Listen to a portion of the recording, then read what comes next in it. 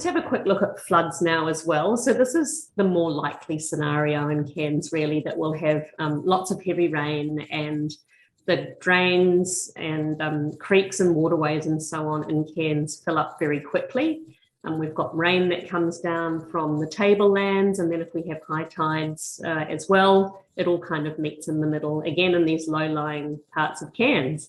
And the photo you're seeing there is a very typical example of what happens to someone who decides to drive through floodwater, because normally that road looks quite safe, but in this picture, as you can see, the water level's gotten really high and the car's just bogged down. And this happens a lot. So something that you might hear now that you're in Cairns are advertisements that say, if it's flooded, forget it.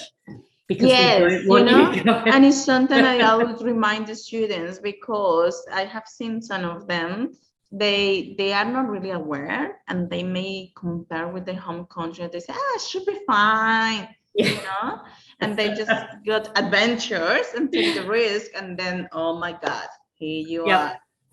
It's very dangerous. So the problem is that we don't know what's under that water. And I've made a note here saying, you know, it could be snakes, there could be broken glass, big holes in the road, and even crocodiles. So yes, yes, we are in Australia. They need to keep that in mind. So you never know. Crocodiles really like warm, still water, and you know, they live in many different places in the river areas and creek areas. And we've definitely had them on the roundabouts at the northern beaches in major floods before at Yorkeys and Holloways. So it's just not knowing what's there that makes it so dangerous. And also that water can be moving really quickly. So even though it might not look as if there's much flow to it. So these water levels in Cairns are called flash flooding. The levels can rise really quickly. And we will start issuing warnings about what's going on and telling people to stay away from these areas as much as possible. So again, if is this there any way that they can see maybe an app or a website, for example, you know, people may organize a trip and they don't know before they go if they can check the status of the road, you know, if it is fine to go? Yeah, I'll at the end, I'll show you where you can check that information online 24/7 actually. So our disaster dashboard is always available with that information. And yeah, we'll start putting that up as soon as we know. And also we have a disaster Facebook page that's part of the council, you can access through the council website. And we will update that with all the emergency information as well. So yeah, we try to put that out publicly as soon as we know that there's a problem, or TMR, the transport operators for the main roads, will put warnings and information out as well, and that's also on our dashboard. Yeah, so you can check really easily.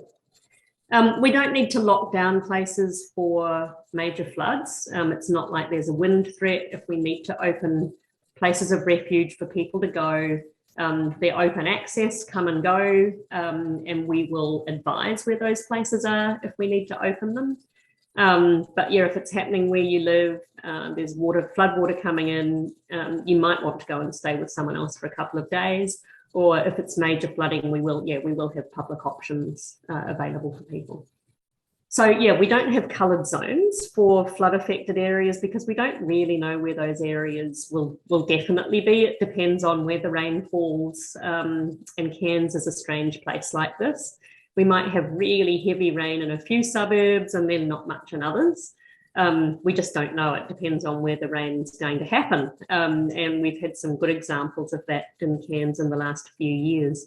So yeah, here's a photo of what, you know, a flood, post-flood, after the flood sort of evacuation facility looks like.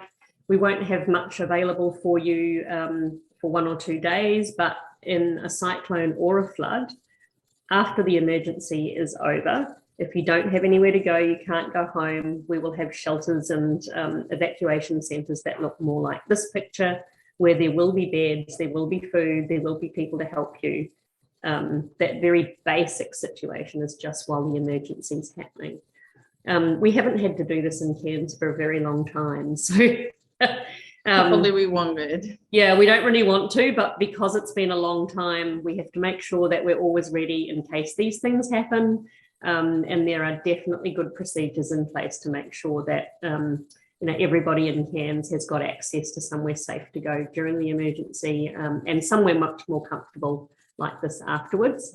And we'll have help, people helping us in these after event facilities such as Red Cross and so on. So if you're at all anxious about any of this, make sure you either check in with Danny at the hub, or you can link up with us and we'll help you with information about what to do.